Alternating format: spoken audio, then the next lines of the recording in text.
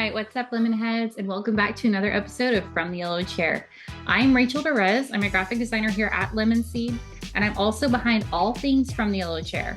So today we're bringing you a webinar replay all about maintenance programs, recurring revenue, and the CRM setup mistakes that may be quietly costing your business money. In this episode, Crystal is joined by Gary Woodruff from Box for the Trades to talk through what actually makes maintenance clubs work. They cover missed billing, overdue visits, clean data, monthly versus yearly billing, and why your team needs clear rules around how memberships are sold, scheduled, and renewed. So, if your maintenance program feels messy, your CRM data feels overwhelming, or you know there is more opportunity inside your existing customer base, this episode is for you. Let's sip some lemonade.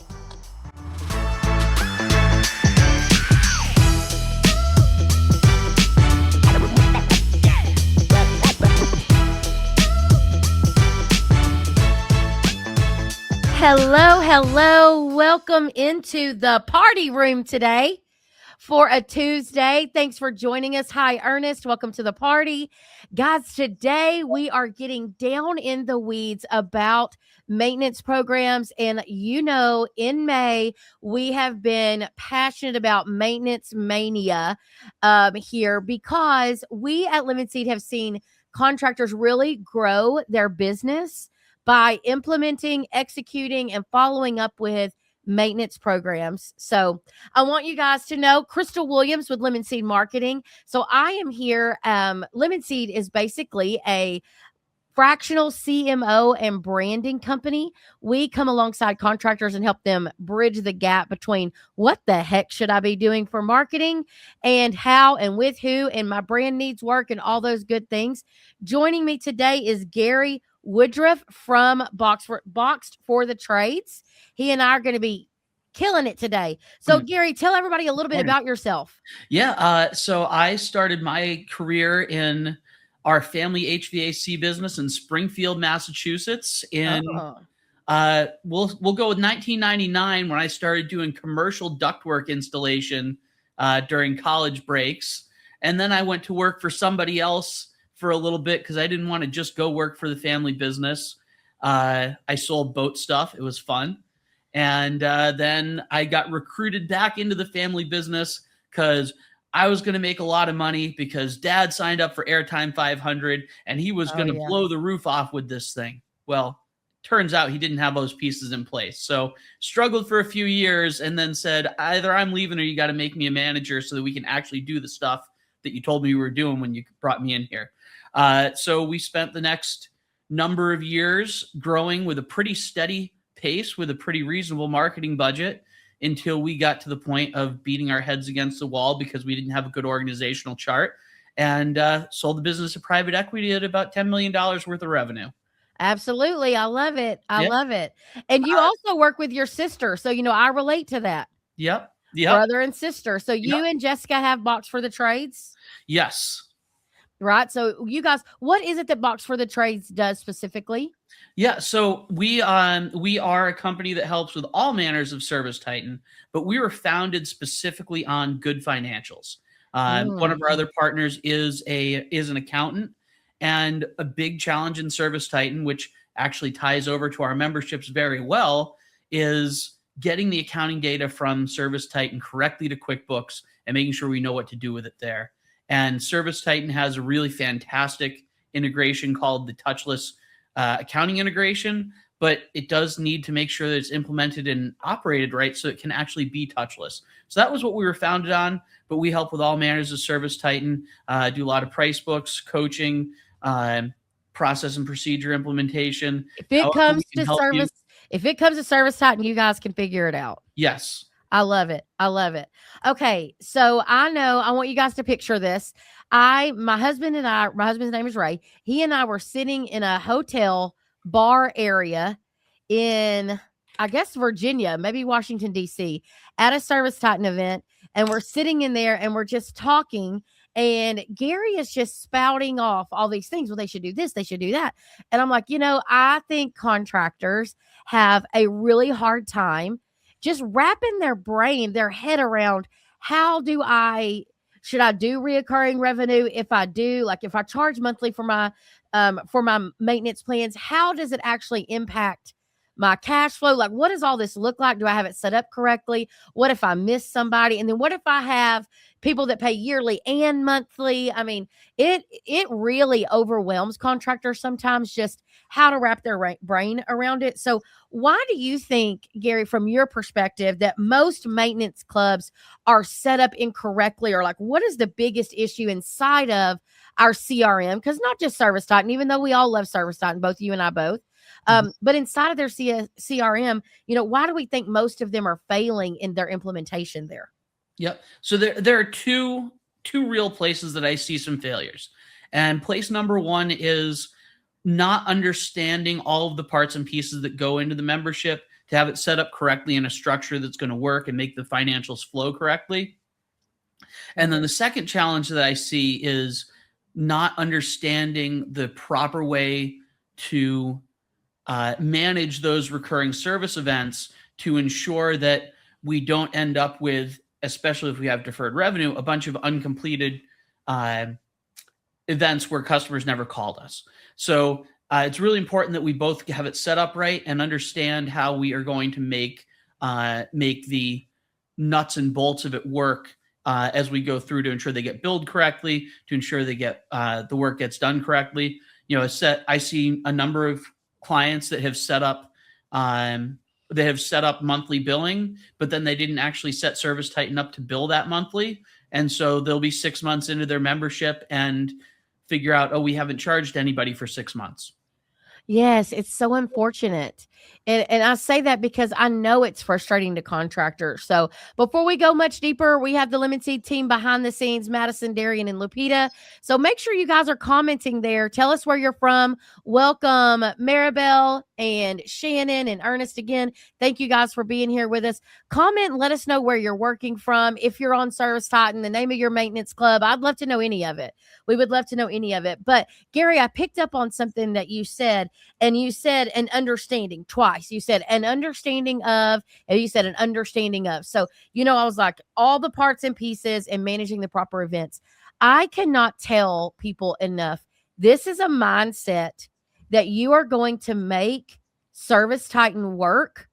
Like, you have to just buy into the Service Titan way of life, right? Mm-hmm. Lean into how they have it set up, how it's working, and basically what we could do to make this be set up better. Hi, Kirsten, I think. Hey, Ashley. Welcome. But do you understand what I'm saying there? Like, there's just a lack of mindset. Yep. Yeah. The place that I want to start with contractors when we set up a membership together is, what are the goals of the membership? Now, I have my own set of goals. If people say, what the heck do you mean? The main goals of memberships are generating jobs when our schedule is light. So we have maintenance calls to do in the spring and fall, or, if we're in plumbing, electrical, etc. Memberships are great there too. It may not be as seasonal that we need to grab those events. In HVAC, it's very much seasonal. And then, is our goal to develop those calls for the future? Is our goal to get into the customer's house right away with a discount? What are they? And then we can come up with the right ways to make Service Titan work and the rules that you're going to have to follow in order to not break the memberships.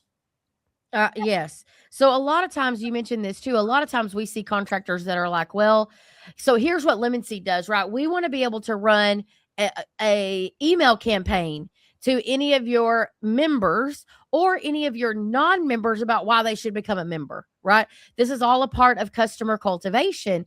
Well, what happens to us is, most of the time a contractor is going to say, well, you can try, but that's probably a mess.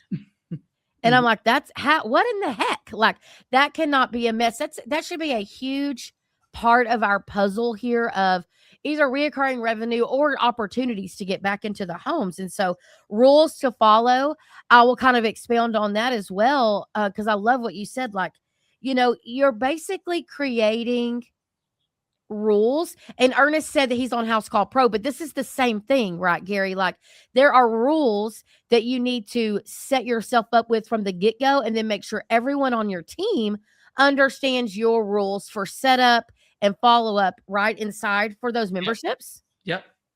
Yeah. I mean, one of the big rules that, I guess there's there's two things that I want to bring up here. Okay. The first one is a lot of times we know what our goals are and we bring those to the team, and the team will say things like, well, our customers would never go for that. Our customers are used to paying us $300 up front and getting one visit right away and then one free visit. Okay, well, I get that that's what they're used to. I get that some people, you may need to have some programs in place to bridge that gap and keep them there. But all over the country, all over the world, people do operate this other way. Your customers are really not much different than customers in Los Angeles or Texas, et cetera. Yes, they may like different sports teams, and they, may be more laid back, or they may be more high stress, but, they're the same general people, and they're used to the same kinds of things. So it's not really going to be a deal breaker when we change things, because the customers will go along with it. And unfortunately, for better or for worse, sometimes the customers that don't want to go along with it weren't the right customers to generate your revenue anyway. And maybe it's a better thing that they go find the other person that does it that way. Yeah. And then the other part here is, so now we have to make those, so now we make those rules. So one of the rules that's really important is we can't go sell a membership with a visit due in September and next April and decide in June right now, we're going to go run next April's spring maintenance because this customer wants it right away, because then they're not going to get a spring maintenance next April because we already did that one. So we really have to follow those rules and say, hey, yeah, Mr. Customer, part of the reason of this maintenance membership is you actually get a discounted rate on the service because we come out and do these in the slower season.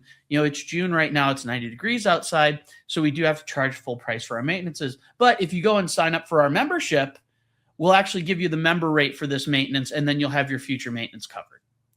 Lots of coaching. We have to follow those rules and make it work. We want to be nice to our customers. We want to build value with them. But if we're always bending over backwards in ways that don't make sense for the company, that doesn't work either. Yeah, I love that. So I want to just lean into this a little bit more. Is like, I think it's important that your CSR team understand the why, and your dispatch team, the why. Why can't I do this? What is my option? So at McWilliams, we always said, we want to make sure that we could say yes. How do we say yes to this customer and help them? And then how do we make sure that that still falls in line with what we are doing? So hello, Carol. Hello, Patty. Welcome, welcome. And Patty's on Field Edge. That's right. Patty's a client of ours. She's on Field Edge. So, same situation here. You need to invest time in setting these things up correctly, because it helps everyone on your team understand the direction that we're going. Mm-hmm. It's kind of like, hey, I want you to get in my car. We're going on a trip, but I'm not going to tell you where you're going. You have no seatbelt. You have no way out. You have no idea when the next restroom break is, right? That's what it's like when you tell everybody sell more memberships, but your team, you're telling them to get in the car, but you're giving them no direction, right? Yes. So as the boss and as the owner of the company, you need to be able to give more direction for your team about why, how, and resources. I think are really important here. So you mentioned something also earlier, Gary, when we got on, and you said, well, you could not be collecting payments for 6 mm-hmm. months. So one of my bullet points here was the hidden revenue leaks are caused by poor setup. So the hidden revenue leaks inside of your business that are caused by poor setup. What do you see happening in the industry? Yep. Yeah. So again, a big one is getting the billing wrong. So either we don't have our automatic billing set up, or people in the office come in and just change billing dates, but it's a date that's already been billed for. So now that customer gets stuck and we end up never billing that customer. So that's a big one, is just not charging the customers. But that does also lead me into another conversation on revenue leaks. We could be getting all that money, but we could never be transferring that money into revenue if we're using a deferred revenue. So if we're collecting these fees sort of as for lack of a better word, as a deposit against doing that maintenance later, and we don't ever do those maintenances, or we go out and run the maintenance, but we don't actually book the recurring service, that money that we have is going to stay stuck in that, future service due account on our balance sheet, and it's never going to become revenue. And then when we figure it out, we're going to end up recognizing revenue the next year, maybe, that's all for work that has no costs against it. So that's 100% profit we have to pay the government tax on. Yeah, it just runs it's just not a healthy way to control your expenses, right? So, I'm not a huge, like, even at Lemon Seed, I'm really not a huge financial person. Like, it's not what I love. Okay. But as a responsible business owner, I have to get down in the weeds more and really work hard to understand the financials of how things work. So not only how they work inside of Service Titan or House Call Pro or Field Edge, but how does what I do every day impact the financials? Yep. So every decision that I make, how does it impact the financials? Yep. And that's really great. We're kind of similar in that way. Like, I can read an income statement. I know where things are supposed to go, but I don't know what to do with it all in QuickBooks, but I know how to get it there the right way. And then when the person that knows how to put all the numbers in the right place shows me the thing, I know what they mean. Yes. And please don't make me go through and have to reconcile accounting. That's like pulling teeth for me. But, I want to know that I sent the stuff there the right way. And when it comes back to me, I know what it means. Absolutely. Absolutely. I love that. So what does a profitable maintenance club really look like, Gary? Like, when you get it all nice and set up and looking good inside of that CRM, what happens? Yep. So there are two. I'll start with a little foundation. There are two methods to create a profitable maintenance club. Method number one is you have a very low monthly fee, and you do a very good job when you go out there in converting additional work. Method number two is we have higher monthly fees that cover more maintenance and more of the stuff that you do for the customer, so that base visit is a profitable visit. By and large, at least in the HVAC industry, the first option, or a balance toward the first option, is the most common. Right, right. So now how do we make sure that those maintenance club memberships are profitable if we have a, kind of a loss leader in the club membership? And yep, go ahead. No. So I was going to say, I loss leader leans me into this. So I call this a low barrier of entry opportunity. Yep.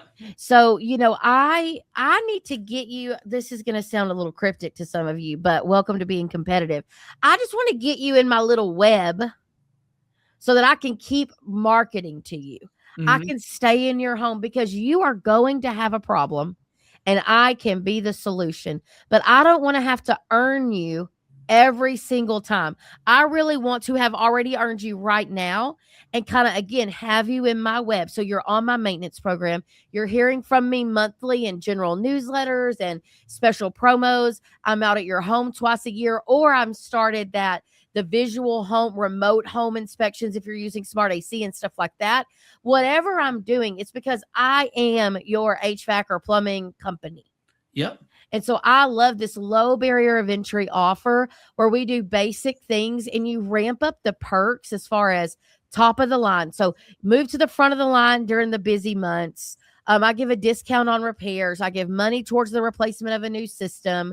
Lots of little perks in there. And I'm a big fan of number one, of that very low monthly, because it's just non-threatening to the average homeowner. Like, $19.99 a month for me to have access to this and be a part of this community is worth it. But I've also seen people be $109 a month and offer everything, almost a concierge style service. And it's also very interesting. But again, we're just trying to get consumers to stop going out to the world and looking for their HVAC or plumber and have them look at us directly. Yep. That's how we drive our cost per lead down. Yep. I agree. So people want that. Well, I have to do the PPC game, and you have to do it maybe early on, but eventually you should be building your memberships and keep cultivating your existing database to where that and your top of mind awareness tactics, your mass media has really driven that for you. Mm-hmm. So I love that. I love that thought.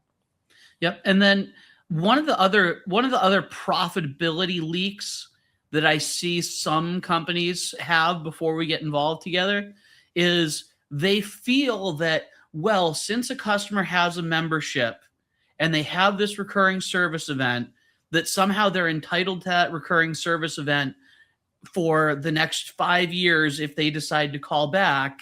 And so we never dismiss those events. They stack up. We don't really know how many visits we have due. And once again, if we're using that deferred revenue, all that money now is staying on our balance sheet. It's not becoming revenue for the company. So it's very important as we do this to make rules of, okay, we have Lemon Seed sending out our, reminders. We have, Marketing Pro sending out the text reminders. We make telephone calls when we're slower. We've done our job reaching out to this customer.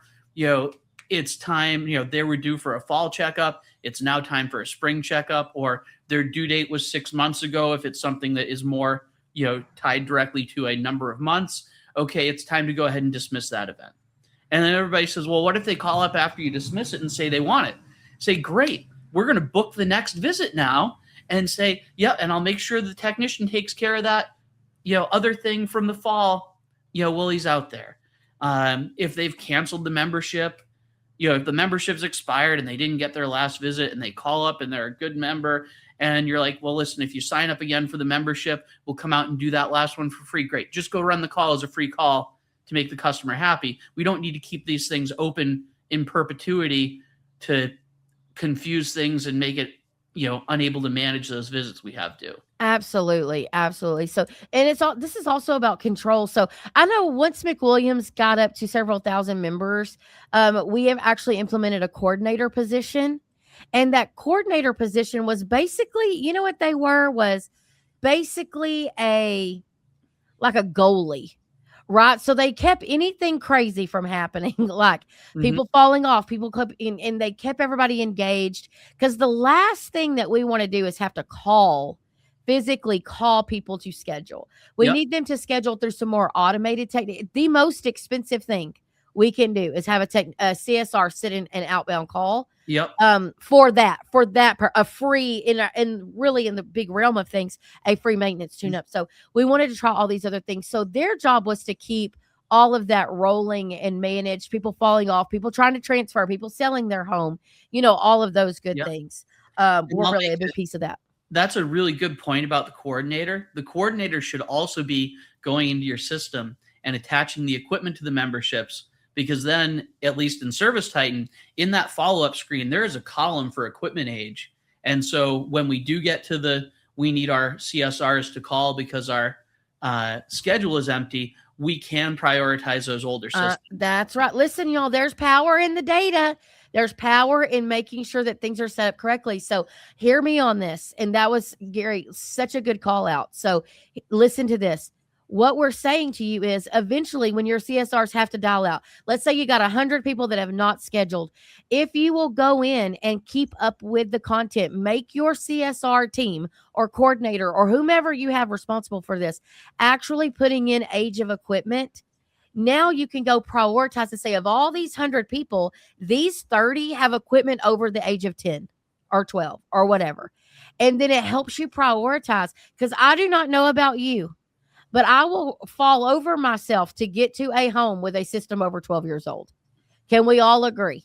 Right? Absolutely. It also helps. So listen, I want to go back to your point a little bit.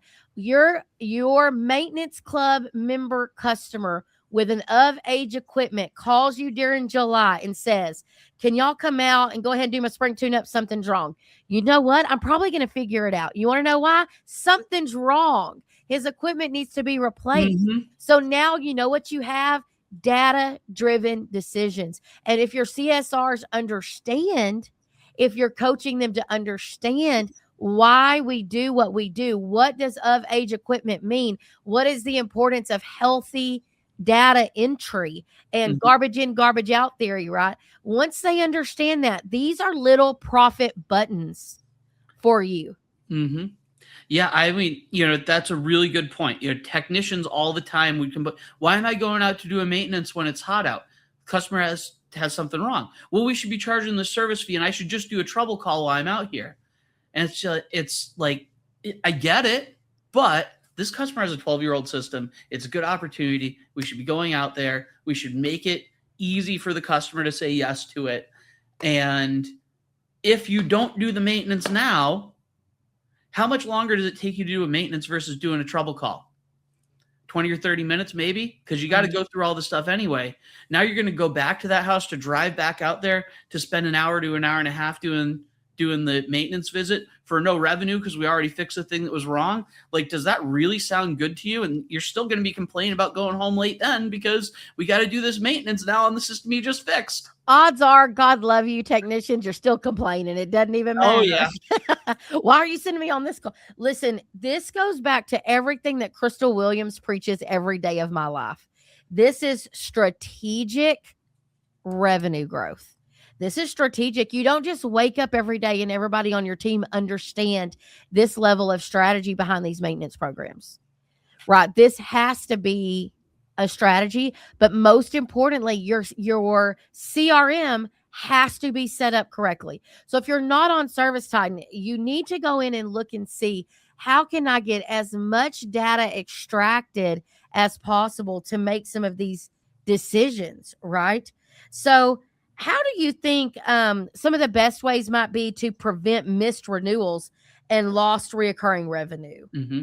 So the number one best way to avoid missing renewals is to get customers on a monthly recurring service plan. That small monthly fee is very easy. Yes, I know there is a culture of, I don't want another subscription. I understand that, but let's build the value and try to get as many of those customers as we can on a monthly recurring. It bills to their credit card every month. ServiceTitan has a program where they can automatically handshake with the credit card companies to update info so that they fall off less. But you do have a report in ServiceTitan for who has expiring credit cards that we may need to activate. Get up to date. The cancellation rate is a lot lower than the cancellation rate if you're trying to do automatic billing every year, because the customer calls up and says, why'd you charge my card $179? I didn't sign up for this. Or if you're doing manual renewals in ServiceTitan, manual renewals are a pain in the rear end. They all need to be touched. If the customer just signs it online, the last I knew, they could have changed things now, but you had to book a job for that renewal and then fake complete it with the hoops that ServiceTitan makes you jump through, or not use that as the sale and then put a manual invoice in. Anyway, automatic recurring monthly payments is absolutely the best way to make a profitable membership that has a low turnover rate. Absolutely. Absolutely. So I'm curious, for those of you that are watching, there's 20 something of you watching right now actively. I would love for you to tell me in the comments if you are billing monthly or yearly or both. Tell me in there so that Gary and I can kind of get a good read. Are you billing monthly reoccurring? Are you only billing annually, or do you let your people have a mixture of both? I would love to hear that. So I love this. So to prevent this, it is ideally we go into where we are getting the majority of our team getting moved to, or our customers moving to where they are billing monthly. I just think it helps so much, number one, with cash flow, just so many things, so many things. But I will tell you that I think that, again, this is strategic, but this goes back to, and Emily did a podcast on this the other day about building the value, allergy season in East Texas, but building the value of the actual community that your maintenance program is. So here's what you don't need to sleep on, though. You don't need to sleep on things like, well, we have preventative maintenance. Again, if y'all have heard me say this sounds like a colonoscopy. No one wants to be like, yes, preventative maintenance. Yes, let me spend money on that. But if you can use your brand, like I know Patty Wilson, she's on here. They have Mr. Wilson. She has a brand. She is a whole vibe down there in San Antonio, right? So who doesn't want to be a friendly neighbor to Mr. Wilson, right? So how can you create a community around that program? Because then people want to be a part of it. You need to feed that community with, like I said, emails and with extra perks throughout the year. During slow times, if you offer other services, so let's say you have a maintenance program that's built around your HVAC company, but you also offer plumbing, give them a members only discount to something with plumbing. Give them a special on your duct cleaning, your dryer cleaning, your IAQ stuff. If you offer pest control, roll it all in so that they get little perks. Hey, you're on this program. Here's a mosquito spray for half price, right? Like, how can you work on some things that help you bridge those slow times of the year, but also when you get people actively involved in your community, meaning they feel a part of something like, oh, Miss Williams, thank you for being a part of Sailor Max VIP program. Thank you for doing that. You know, that gets you moved to the front of the line. Teach your CSRs to remind people about the value. Like, thank you for calling, Mr. Woodruff. I see you've been a member with us for over 5 years. I am bumping you to the front of the line. And don't forget, you're probably also going to be able to get a discount on today's services. I show I can have somebody out there in the next couple of hours. Thank goodness you're on our program. We were pretty booked full today. And people are like, heck yeah, I'm on your program. Move me up. Like, I want to go to the front of the line. It's a vibe. It's a vibe. So I'll tell you, Gary, so we have several people that said both, a couple of people that say yearly, both, moving more people to monthly. There are still a good amount of, Kirsten, I want to say it's Kirsten, K-I-R. Kirsten says both people tend to go with monthly, both, comma. People tend to go with monthly, but there's a good amount of people that still go yearly because they don't want to put their credit cards on file. And that's understandable. We also used to offer ACH. Oh, and I see Cameron, who's in Canada. So he's got some other processing was really, really high for him in Canada. But ACH, so automatic pool. I think the point here is to start pitching your program monthly. And eventually people don't always expect a yearly. They're used to paying monthly and they appreciate the opportunity to pay monthly. And then you have the few outliers on yearly. But if you're like us, we did Texas Tough programs. I don't know if anyone is old enough on this call to remember Texas Tough. We were a carrier dealer and we were Texas Tough. So it was basically, $89 for the year back in the day to have the Texas Tough program.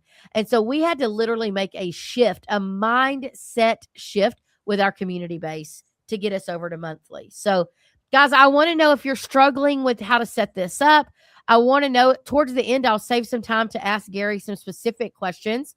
And so if you want to post those in there, but also, okay, let's jump into some long-term things, right? So do you think that the automation pieces get like what you know about all there's tons of pro products, right?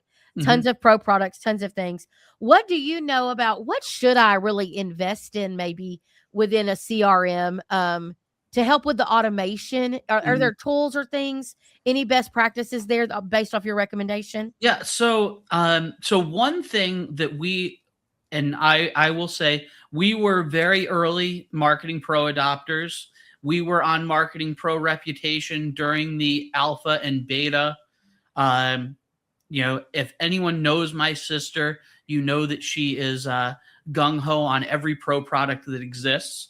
And particularly related to club memberships, I am a big believer in Marketing Pro because of, not for outside marketing, which they do now, but for that client retention, for making sure that we're doing the outreaches to our customers, and we can do that within Service Titan. You need to figure out who's going to do the creative for it, because most HVAC electricians, plumbers, etc., are not marketing creative people. But the amount of time, effort, and energy Marketing Pro saved us just on booking club member visits, I put half of our Marketing Pro spend into administrative costs because it wasn't really doing marketing. It was really covering some CSR tasks and automation. And And when we thought about that, it made Marketing Pro seem like it was more valuable or less expensive because, it wasn't really all a marketing expense. But then it also allowed us to in-house very easily respond when a heat wave was coming, to send out that, hey, the heat wave is coming. Make sure you turn your air conditioning on before the heat wave gets here, because if your house is already 90, it'll take a long time to get back down. And if it's going to break down, let's get it fixed before the heat comes. Those kinds of things. Yeah. I think Dispatch Pro is a great product. But I see a lot of head and heartache with clients that implement that they don't want to actually let the system do the primary dispatching, and they end up turning off Dispatch Pro on every call, and they're paying for Dispatch Pro, but it's never actually doing anything. Or they're paying for Dispatch Pro, but they're still on the old school 2-hour arrival windows, which, tell me in the chat how often you actually make the 2 to 4 arrival window between 2 and 4 if you're on 2-hour arrival windows. I bet you that it's like 70% of the time you don't when you get to a busy season. But if we have those 2-hour arrival windows, Dispatch Pro can't actually hopscotch the calls around to account for routing or account for availability, etc. It can only move them between technicians. So, we really do need to be thinking about being on a more modern, flexible dispatching system where we let the customer know, hey, Mr. Customer, we don't want you to wait around for us. What's going to happen is when the technician's on the way, you'll get a text message. You'll know exactly when he's going to be there. You'll have a tracking link. Hey, if you're not available, if you need more time, just give the office a call and we'll go ahead and send them somewhere else and then get you next. Does that work? Great. And for most of the people, that's going to work. And they'll give you a morning or afternoon. Hey, yeah, let's do the morning and I'll just wait around until you get here and then I'll go into work. That'll be great for me because I can take some time off work. But if you tell them you're going to be there in a 2-hour arrival window, they hear, oh, the technician is going to be here at 10 and they're going to be done at 12. And then all of a sudden it's 11:45 and nobody's called them. And now they're calling the office and saying, hey, you were supposed to be here at 10 and be done by 12. I told work that I'd be in by 12:30, and we have upset customers. So we don't want miscommunication. Yeah. Miscommunication. So flexible dispatching, I'm a big fan of, and that really helps for products like Dispatch Pro to work. But even if you don't have that, it allows your dispatchers more flexibility in deciding where they're going, the routing, and to take off that technicians driving back and forth across the service area, waving at each other, and then being upset that their routing is not good. Absolutely. Okay. Last couple things, have you seen any things from maybe your existing customers that were unique things or good practices of how they set up their maintenance clubs? Just some real life examples for us. Yep. Yeah. So, one of the battle, so this is something that a lot of people don't think about. And I think about because I had, I don't know about you guys, but do you ever have CSRs that you explain the why and how we're going to do things, but then when they see some information inside Service Titan, they just say, I'm going to forget everything we talked about and why we're doing it, and I'm going to go with what it says in Service Titan? Yes. So one of the things that I am a big proponent of, if our goal in these memberships is to front load our spring and fall seasons with HVAC, with maintenance visits, is we set those up as being seasonal, and we have them be due in, say, August or September and, say, February or March. And the reason for that is twofold. One, it puts them all in the same time frame, so we can go in there and say, okay, I want to see all the fall ones that are due really easily by filtering that date. We know those are all due for a fall, which we should be checking out the whole system while we're there because there's opportunity.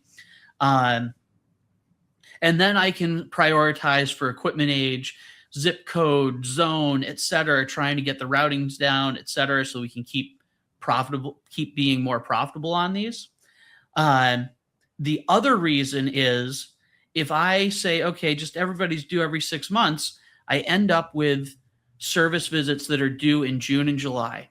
And when I call up when my CSR calls up the customer in March to say, hey, let's go ahead and get your visit scheduled, I can have somebody out next week. The customer says, oh, but you guys came out in June last year, so I want you to come out in June. And the CSR says, oh yeah, I see that you're due in June. Let's go ahead and book it for June. And then June comes around, it gets hot, we reschedule that customer, and then their air conditioner breaks down because we rescheduled them. And now they're upset and they don't want their club membership anymore because we put them off and then their system broke down. So I don't ever want an HVAC visit to claim that it's due in June or July in New England. And if I was in Texas, I probably wouldn't want them showing May, June, July, or August. A few more dates have to get in there. Yeah. Yeah. Absolutely. Okay. So again, do you have any quick fixes that people could implement immediately? Yeah. So the first one that we can implement, and this is easier if you don't do the deferred revenue, the kind of prepayment, and then we recognize when we do it, is go into your CRM, find everything that is due more than 6 months in the past, and dismiss all those events. That way they're not showing up as being due for the customer. Nobody can go in and accidentally book the one from 2 years ago instead of the one that was due now. So now we have another one from now that is getting clogged up in the system. So clear out the old events is a really big one. Now, if you do use that deferred revenue, clearing out those events might pull, $100,000 onto your income statement that month. So before you do that, check with accounting and see how they want to account for that. It may be that they have a system in the back end where they're already clearing that out. I have some companies that do that, but it still shows that it's due in Service Titan. So we really want to clean up the history so that we can start to go forward in a better place. The other item is, if you don't know how your memberships actually work,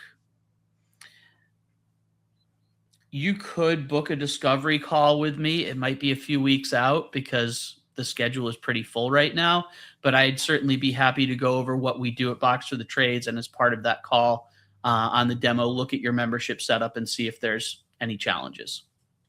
Because we're going to see challenges.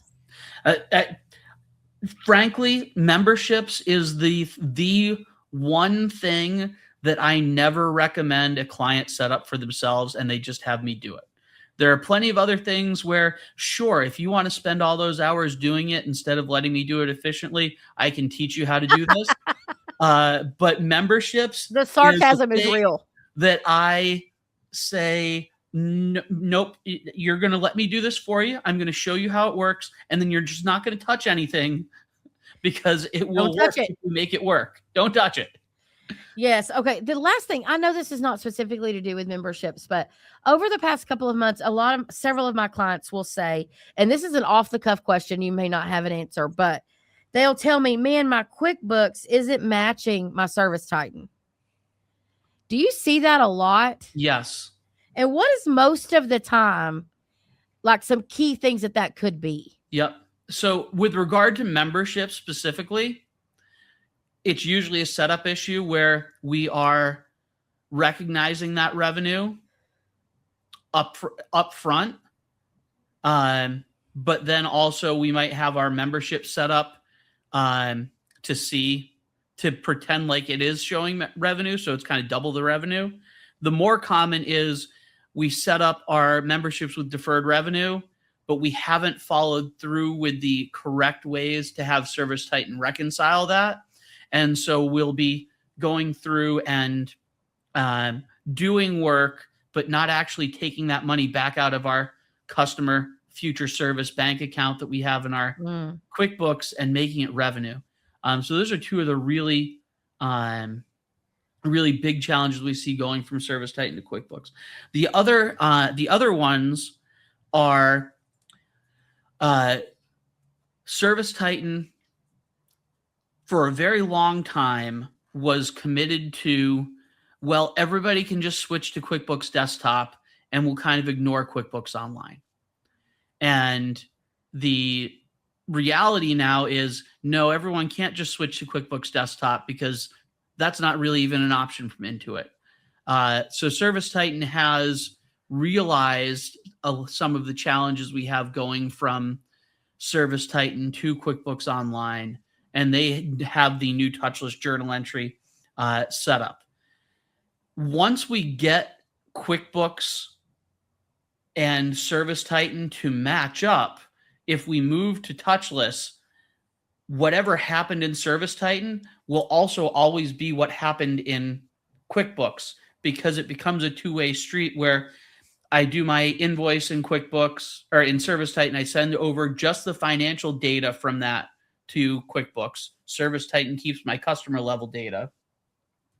And tomorrow when I decide to give the customer a refund, instead of having an adjustment invoice, I can just go and update that original invoice and it'll sync that data over.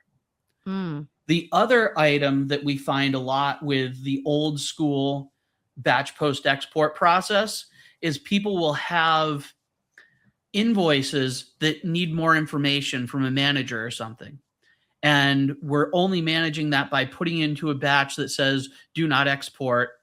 And it's sitting in there forever. And you might have a $50,000 invoice that's 3 months old sitting in this holding batch because you don't have any process or procedure for it. Whereas if you were on touchless, that preliminary data would go over right away. And then when it was updated, it would sync itself up if you needed that. So it makes the financial leaks harder to happen because the stuff is going over automatically and is matching between QuickBooks and ServiceTitan. Okay. So there's just so many things. Patty is a great client for Lemon Seed. Do you guys only work with ServiceTitan, or do you guys work with Field Edge or House Call Pro? Yeah, at Box for the Trades, we are ServiceTitan specific. Okay. Yeah. Okay. I thought so. Patty, I do think I have a reference for you though. There are people like Gary and Jessica that do this for House Call Pro and for Field Edge. He just happens to be a ServiceTitan expert. Okay. And then Chelsea did say on here, I'll pop it on the screen, they're going to be setting up welcome drips for new customers, all in Marketing Pro. And so there is, I believe that ServiceTitan is a wonderful product that has great things. Is it for everyone? No. Right? Because some people just aren't. You're just not I don't know. I hate to use the word advanced, but a lot of times it overpowers us. What do you think, Gary? I know you have an opinion on that. Yeah, I mean, so if you have 3 service technicians, which has been ServiceTitan's minimum level that they want somebody on, 3 service technicians, customers not in a truck, you're on the road. The lift of ServiceTitan is going to be a heavy lift. And it's a lift worth taking if you're intending to go from 3 technicians to 10 technicians to 20 technicians to 30 technicians, so you don't have to do that work twice, and you can make the mistakes when you have 3 guys out in the truck and only have to rebuild the habits of 3 guys instead of making the mistakes when you got 30 guys in trucks and having to rebuild habits for 30 guys. Definitely worth it. But if you don't have a clear vision to grow, and you've got 3, 5 technicians, you're kind of moving along, you're maybe even, an existing company, getting on it just because it's shiny and it's the best might not be the best solution, because it does require a lot of work to make sure it's set up correctly. So ServiceTitan is what we call it, what's called in the computer industry a semi-custom software. So there are all sorts of modules and features that can be turned on. A lot of things in ServiceTitan, there's no one right way to do it. And because of this, like other semi-custom or custom software platforms, the people that write the software might not necessarily understand what you need exactly for your business, but they know one or two ways to do it or one or two configurations of all these things there. And they may not have you pointed in the right direction. So either someone like me or someone in-house being a very much understanding service titan, this is what we need to do, this is what the process is really important. And so if you're 3-5 technician company that doesn't have immediate plans for growth, that kind of investment to make it actually work right and be what it can be, may not be a reasonable investment. Yeah, absolutely. Absolutely. Well, I'm about to start wrapping up, but if anyone has any questions as I start to wrap up, drop those there in the chat. Also, we would love to visit with you. If you have really been struggling, like, Crystal, how do I get my marketing organized around my maintenance club? What all do I do? Lupita would love to meet with you. Madison and Darian, one of them can drop in the chat the link to schedule a meeting with Lupita on the Lemon Seed side. And then Gary can pop his email in there if anybody's interested in talking with him. But yeah, Darian's put that in there. Like we can help you organize all of your marketing, all of your vendors, including helping you get your maintenance program more marketable, build a campaign around it. Lupita would love to meet with you. And then Gary just dropped his email there, gary@boxforthetrades.com, so that you can meet. But if you have a question, drop it in now as I wrap up. I want to say, Gary, thank you so much. I think a service titan support company like Box for the Trades is so underrated. I think there is so much power in having an expert that this is what they do. Not only is this what they do, but they see how other companies are implementing and executing the product, and it helps them bring that perspective to you. And so if you've not considered this and you're frustrated with maybe some stuff that you've got going on in service titan, maybe it has nothing to do with maintenance clubs, I encourage you to reach out to Gary and Jessica and just have a meeting with them to see like what it would look like to have them on your team, helping you clean up that data. Because listen, marketing people, we want the cleanest data possible. And so we would love to help you with that. And okay, let's see. Kirsten says they're using Adobe Acrobat for signing memberships forms. Is this a good way or is there an easier way?